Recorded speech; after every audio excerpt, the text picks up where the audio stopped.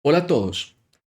En analítica predictiva, una de las principales tareas es realizar la clasificación de textos. Esa tarea es muy importante ya que tiene una gran cantidad de aplicaciones en el mundo real. Sin embargo, la clasificación de textos no solamente tiene que ver con los aspectos conceptuales.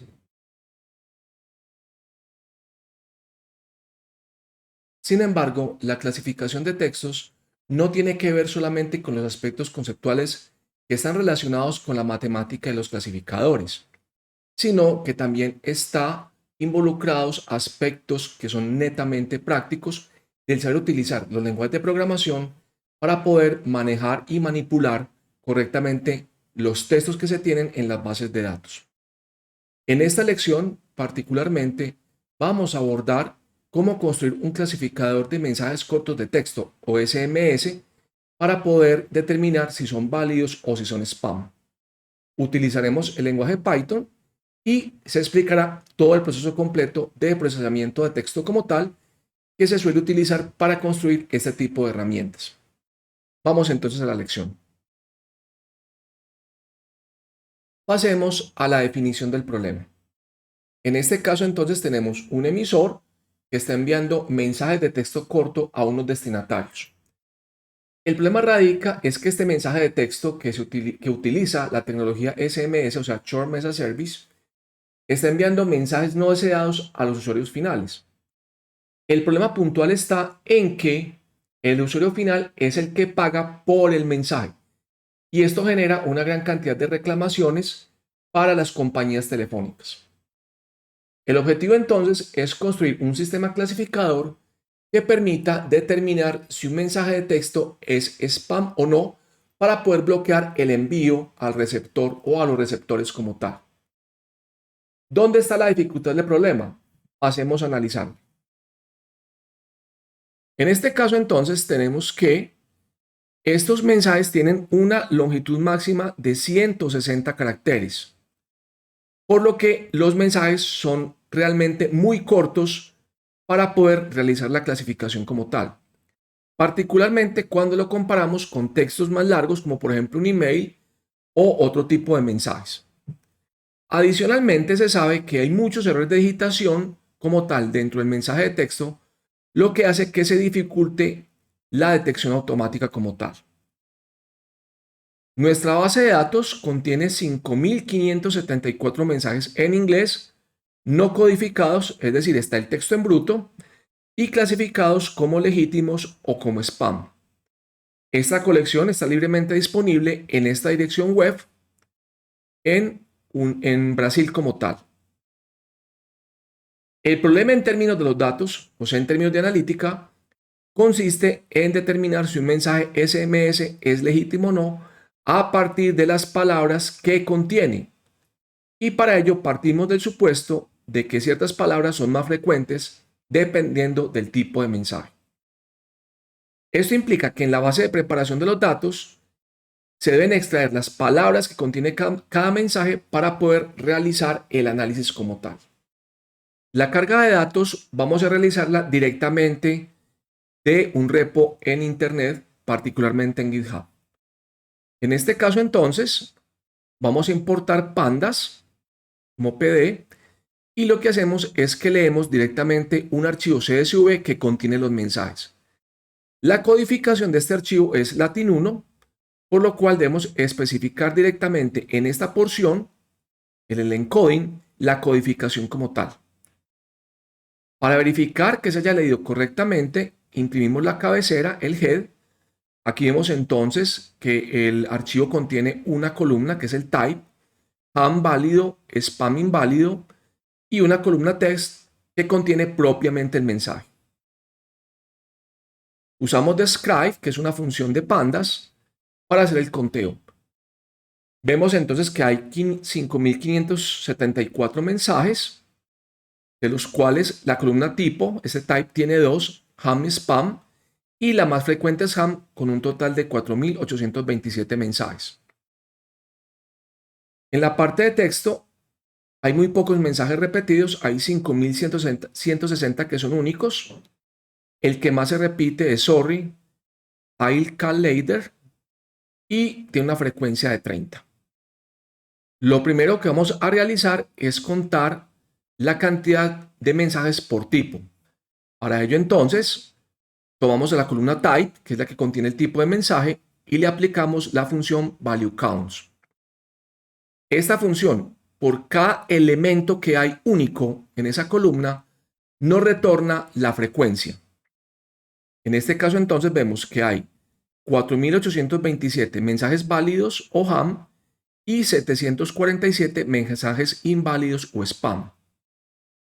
Este resultado podemos graficarlo aplicando directamente plot bar al resultado que tenemos acá. Esto es una serie de pandas y por tanto podemos graficarla de esta manera.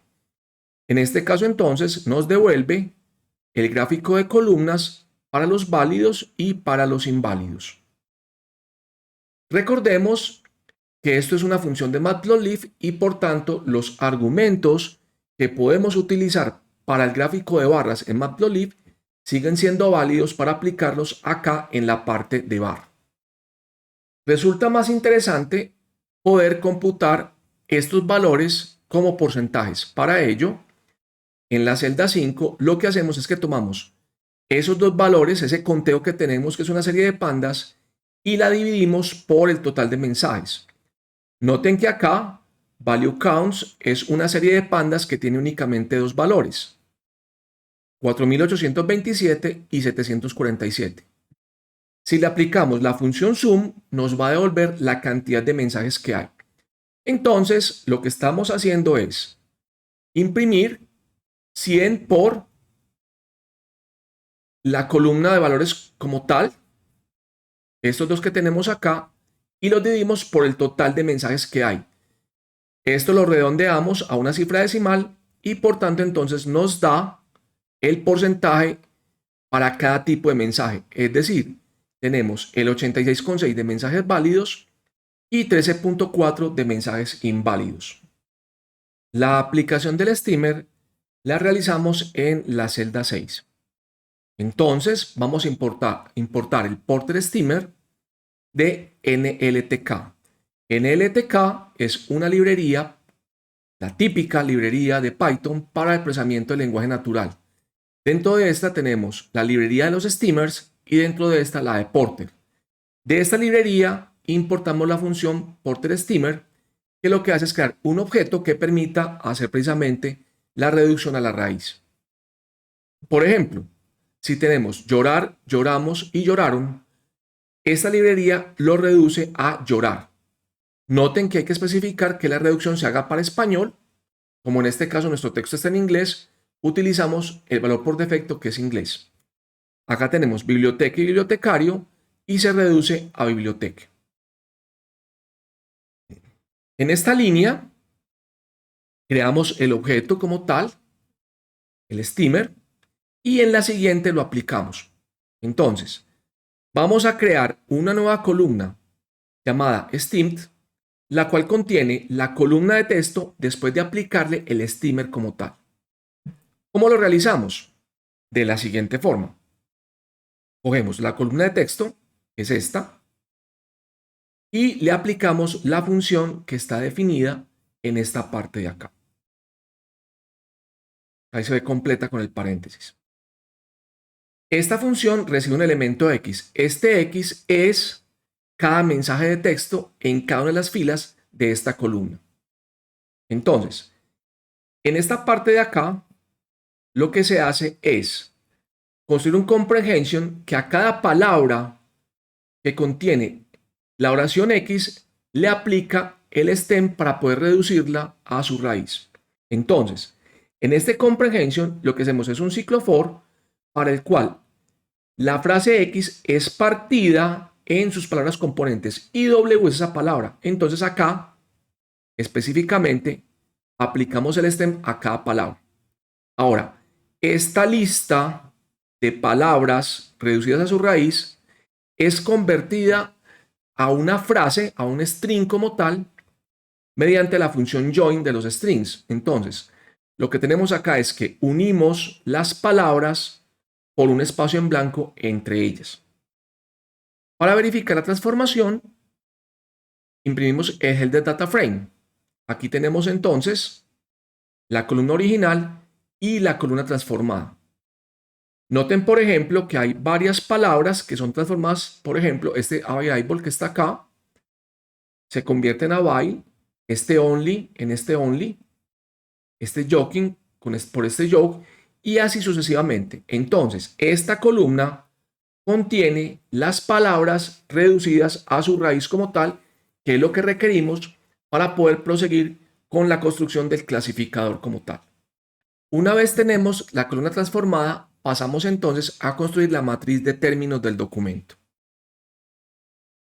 En este caso entonces utilizamos la función countVectorizer que convierte la columna a esa matriz DTM, Document Term Matriz. Entonces, las filas corresponden a los documentos y las columnas corresponden a las palabras claves.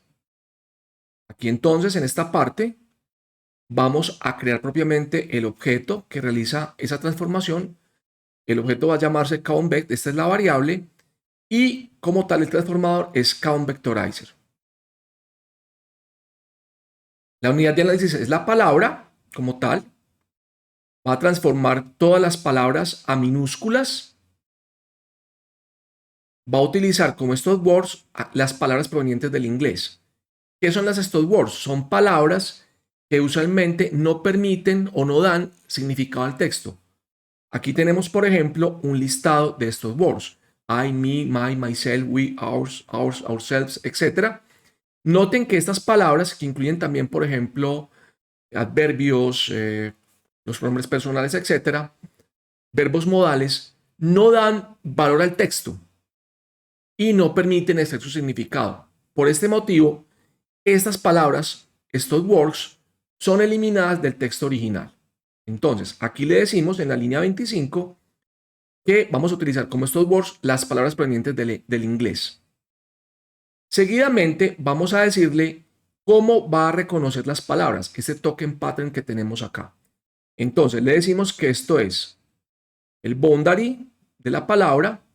Esto es un carácter alfanumérico, es decir, la W minúscula representa las cadenas conformadas por, o las letras conformadas por, de la A hasta la Z minúscula, la A a la Z mayúscula, los dígitos del 0 al 9 y el carácter de subrayado como tal. Entonces aquí aparece un carácter alfanumérico seguido de uno o más caracteres alfanuméricos. Esto es, se van a reconocer palabras que al menos tengan dos letras. Seguidamente, le decimos con este binary que nos interesa es contar ocurrencia, pues, presencia como tal, no la cantidad de veces. Entonces la matriz se reduce a una matriz de ceros y unos porque lo que interesa es que la palabra esté presente, no la cantidad de veces que esté. Este parámetro puede ser sensible dependiendo del tipo de clasificador que estemos realizando. El siguiente parámetro, que es maxdf, indica la frecuencia máxima de palabras a considerar. Palabras que son frecuentes en todos los mensajes poco me sirven a mí para poder distinguir un mensaje de otro, si es válido o no válido, o categorizarlo. Asimismo, el siguiente parámetro, que es mindf, también indica la frecuencia mínima que deben cumplir las palabras para que sean tenidas en cuenta. Si yo tengo una palabra que en mi mensaje solamente aparece en un mensaje, esa palabra no me sirve para poder realizar la clasificación como tal. Bueno, volviendo a estos dos parámetros, este maxdf está como punto flotante. Cuando tiene punto flotante es porcentaje. Entonces, en este caso, considera frecuencias hasta el 100%, es decir, palabras que estén presentes en todos los mensajes. Este mindf contiene un número entero y lo que indica es frecuencia, pero como veces. Entonces, se tienen en cuenta palabras que al menos estén 5 veces en los mensajes. En la línea 35 lo aplicamos a la columna de textos transformados. Usualmente tenemos un fit y un predict, o un fit y un transform, en este caso que es un transformador. Sin embargo, cuando vamos a hacer el fit sobre la columna y después vamos a aplicarlo, es más común utilizar fit transform, es decir, esta función analiza las palabras, construye la matriz y devuelve de una vez esta matriz DTM que contiene la representación en forma de documento término de los elementos que tenemos, teniendo en cuenta las transformaciones que estamos indicando acá. Como resultado, obtenemos una matriz que tiene 5.574 filas, que son los mensajes, y 1.540 términos en las columnas. De esta matriz podemos obtener el vocabulario. Aquí lo obtenemos con Get Feature Names. Y noten que si saco el len, obtengo el 1.540 de acá arriba. Ahora, ¿qué palabras conforman el vocabulario? En este caso, en la celda 9, lo que hacemos es que imprimimos las primeras 10 palabras. Noten que estas primeras 10 contienen dígitos. Esto puede ser direcciones o valores que le están cobrando o cualquier otro tipo de basura que se haya ido en el mensaje. O puede ser un texto que pueda ser significativo. Sin embargo, uno podría querer eliminar estos elementos. Ahora, ¿cómo los elimino? Vamos entonces a la celda 10. Acá tenemos el Count Vectorizer y lo que cambiamos es el patrón de los tokens que vamos a reconocer. En este caso, le vamos a decir explícitamente que se reconozca el boundary de la palabra, o sea, lo que divide una palabra y otra, seguido de un carácter que puede ser desde la A hasta la Z minúscula y de la A a la Z mayúscula. Noten que en este caso no estamos teniendo en cuenta ni los dígitos ni el carácter de subrayado como tal. Seguido de ese mismo dígito que aparezca una o más veces. Entonces acá estamos considerando cadenas que tienen al menos 2 letras. Y rematamos con el boundary de la siguiente palabra. Le decimos que es binario y las frecuencias las dejamos iguales. Lo aplicamos. Como resultado, la matriz tiene 5.574 filas y ahora tiene 1.423 columnas como tal. Extraemos los nombres de las columnas y noten que acá ya no se aparecen entonces textos como tal. En este punto es muy interesante, por ejemplo, poder comparar el mensaje original con lo que se recoge en la matriz de documentos términos. Para ello entonces vamos a construir la función DTM2Words aquí en la celda 12 y recibe la matriz documento término DTM, el vocabulario que es una lista y las filas de esta matriz que se van a imprimir. Noten entonces que convierte en lista las filas que estamos indicando acá, toArray para convertirlo y toList, la transformación. Creamos una lista vacía que se llama docs e iteramos sobre las filas como tal, es decir, sobre los mensajes. Entonces, este comprehension lo que está diciendo es que me arme como tal una lista que contiene los elementos para los cuales la frecuencia es mayor de 0. Es decir, tomo una fila que tiene muchos ceros y algunos unos, que son las palabras que contiene. Me toma la fila y me extrae los índices de los elementos que contienen aquellas palabras que sí aparecen en el mensaje. Aquí entonces retornamos esta lista de docs que son los mensajes como tal. Veámoslo cómo opera mejor y es más fácil comprender el código. Bueno, como aclaración, noten que acá es donde se convierte la posición en palabra con este vocabulario que tenemos aquí. Pasemos entonces a mirar los mensajes. Entonces, aquí tenemos en la línea 13 un ciclo for donde se va a iterar sobre elementos que tenemos acá en la matriz. Aquí tenemos entonces que vamos a mirar los primeros 10 mensajes. Para la fila I imprimimos el texto original y luego la lista que viene para el mensaje transformado como tal en la matriz de TM. Y finalmente imprimimos una línea en blanco. Entonces, el primer mensaje, el 0, es go until, el resto del mensaje va hasta acá. Y el modificado es este. Noten entonces que se han eliminado muchas palabras que no están dentro del mensaje original. Por ejemplo, esta N de acá, esta E de acá. Esta la se conserva. Noten que, por ejemplo, no está este go, no está until, no está este you're, etc. Entonces, para poder clasificar si el mensaje es spam o válido, para este primer mensaje se utilizará estas palabras que tenemos acá. Del segundo se usarán estas y así sucesivamente. Continuemos entonces con la construcción de los conjuntos de entrenamiento y prueba para entrar el clasificador y evaluar qué tan bien da. Entonces, en la celda 13 vamos a utilizar los primeros 4168 mensajes para entrenamiento del clasificador y los mensajes restantes para evaluarlo. Entonces, construimos la matriz XTrain, que es las primeras 4168 filas de la matriz de TM, y la matriz XTEST, que corresponden de la 1469 en adelante. Aquí extraemos los Y o el valor deseado, ham spam, para los mismos índices que tenemos acá, y los llamamos YTrain true y YTest true. Ahora,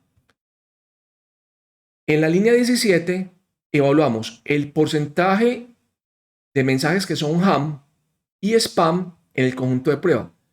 Tenemos que nos queda el 86,5 y el 13,5. En la celda 14 hacemos este mismo cómputo, pero para los conjuntos de testing. Y obtenemos que los mensajes válidos son el 87% y los spam el 13%. En conclusión, estos porcentajes son muy parecidos y nuestros conjuntos de entrenamiento y testing están bien balanceados. Vamos entonces a construir un entrenador bayesiano, clasificador bayesiano, perdón, y para ello entonces lo que hacemos es que importamos de la librería Naive Bayes de Scikit-learn el Bernoulli NB. Este es un clasificador binario como tal, falso verdadero, es el que requerimos para ese tipo de transformación. En la línea 6 lo creamos, en la 11 lo entrenamos como tal. Entonces con fit, esta recibe el X como una lista de listas, aquí lo estamos pasando en forma de array, y el Y verdadero, o sea, la clasificación real como tal. Aquí imprimimos el clasificador y eso nos devuelve el objeto que dice que esta CLF es un Bernoulli NB con alfa.1, finalización en 00, etcétera, etcétera, etcétera. Ya que tenemos entrenado el modelo, debemos entonces pasar a evaluarlo. En la celda 16, entonces, lo que hacemos es que hacemos la predicción para el conjunto de prueba. Aquí está XTest en forma de array, como una lista. Los valores pronosticados quedan en esta variable YPRED. Y en la siguiente línea, en la 5, obtenemos la probabilidad correspondiente a cada uno de esos elementos. Finalmente, imprimimos los valores pronosticados por el clasificador que nos dan lo siguiente: spam para el primer mensaje de prueba, ham para el segundo y así sucesivamente. Para computar las métricas de desempeño utilizamos la matriz de confusión, la importamos en la línea 4 de la celda 17, aquí tenemos a Confusion Matrix, la llamamos con los valores verdaderos en la parte de prueba y los valores computados por el clasificador para ese conjunto de test. El resultado es esta matriz y recordemos que las columnas corresponden a los pronósticos y las filas como tal corresponden a los valores verdaderos. Es decir, aquí tenemos ham pronosticado, spam pronosticado, ham verdadero o real o el conjunto de datos deseado y spam verdadero. Entonces tenemos lo siguiente. 1213 mensajes fueron correctamente clasificados como válidos. 166 mensajes que eran spam fueron correctamente clasificados como spam. 9 mensajes que eran válidos fueron clasificados como spam y 17 mensajes que eran spam fueron clasificados como válidos como tal. En la celda 18 podemos ver entonces las probabilidades. Esto es, la probabilidad de que sea válido y esta columna, la probabilidad de que sea inválido. Tenemos acá entonces que se dijo que era spam para el primer mensaje. Noten que este valor es prácticamente 0, este que tenemos acá, mientras este valor es 1. Entonces hay un 100% de probabilidades de que ese mensaje sea inválido. Los demás valores se interpretan de la misma forma. No obstante, resulta mucho más conveniente generar una tabla donde podamos comparar el tipo del mensaje, su pronóstico y las correspondientes probabilidades como tal. Entonces, aquí en esta porción de código, estamos creando un data frame de pandas donde la columna tipo actual es el valor verdadero en la parte de prueba, predict type es la parte pronosticada por el modelo, la probabilidad de que sea válido y la probabilidad de que sea como tal inválido. Aquí tenemos entonces los valores o el data frame para los primeros 5 valores, 5 mensajes como tal que tenemos. Noten que han sido correctamente clasificados y eso está en concordancia con los valores que tenemos acá en las distintas columnas. Lo siguiente que deberíamos verificar, que es realmente el punto importante, es mirar aquellos mensajes que tienen un tipo diferente del pronosticado, es decir, que son mal pronosticados como tal. ¿Con qué fin? Con el fin de poder ver por qué el mensaje está siendo mal pronosticado y por ende poder entrar a hacer ajustes dentro del clasificador para que mejore su certeza, qué tan exacto es su precisión como tal. Entonces, aquí tenemos los mensajes. Noten, por ejemplo, que este era spam y se pronosticó como válido y la probabilidad es muy alta para el válido. Sería muy interesante mirar por qué el mensaje 4213 como tal tiene esta clasificación. Otro punto que es muy importante es revisar los mensajes que son muy cercanos a la frontera de decisión. Es decir, noten que acá estamos diciendo el mensaje que tenga mayor probabilidad de ser válido o el cómputo que hacemos ahí se clasifica como válido y así sucesivamente. Si es inválido, es más alta la probabilidad, lo clasificamos como inválido. ¿Qué quiere decir esto? Realmente punto 5 es nuestra frontera de decisión. Si para un mensaje la probabilidad es 0.5, tenemos igual peso para que sea válido o para que sea spam.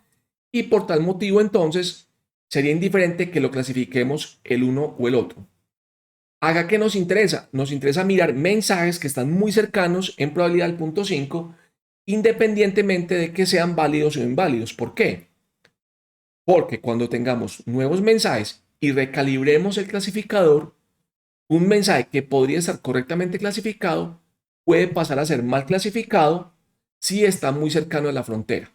Entonces, en este caso, lo que estamos haciendo es que estamos consultando los mensajes para los cuales la probabilidad de ser válido, de ser spam es mayor de 0.4 y es menor de 0.6. Es decir, está muy cercano a la frontera de decisión. Consecuentemente, como el válido es el complemento de este, ese también está ahí muy cercano. Obtenemos que hay únicamente 3 resultados como tal muy cercanos. Estos mensajes que tenemos acá con esas probabilidades. Noten que, por ejemplo, estos son correctamente clasificados, este último, mientras los dos primeros son clasificados incorrectamente. Ahora, nos podría interesar mirar es cuáles son los mensajes que tienen probabilidad muy cercana a 0.5 y que están mal clasificados. Entonces acá lo que hacemos es que aplicamos un selector booleano, tal como en el caso de arriba, donde tenemos lo siguiente. La condición de que la probabilidad de spam sea mayor de 0.4 y la probabilidad de spam sea menor de 0.6 y el resultado del tipo actual sea diferente del tipo pronosticado. Tenemos entonces que aquí hay dos mensajes, el 4821 y el 5056. Estos mensajes son pocos, aquí no valdría la pena mirarlos, pero en otros casos, si esta proporción es alta, habría que mirar por qué se está dando esa situación de que quedan mal clasificados cuando están tan cercanos a la frontera de decisión. Espero entonces que esta aplicación real haya sido de su agrado. Creo que tiene mucho campo hacia adelante como caso de aplicación. Espero que haya sido todo muy claro y muchas gracias por su atención.